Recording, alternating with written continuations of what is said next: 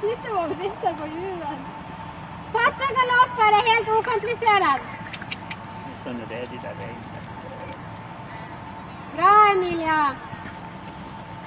Lyckan nu. Ja, hon är jätteduktig. Hon är så tuff.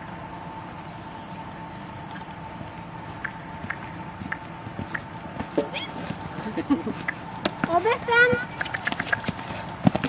Över. Kom här. Ja. Det är det där rejsöläget. Ja. Upplägget. Arenan förstör lite. Hon där så vet hon vågar galoppera. Hon är så rädd för att bli äten. De kommer bli uppätna. De blir bra faktiskt där vägen. Bra! Perfekt! Super! Hon kan byta, galoppera bara! Det ser ut som det här skyddet. Ja. På med spöet en gång!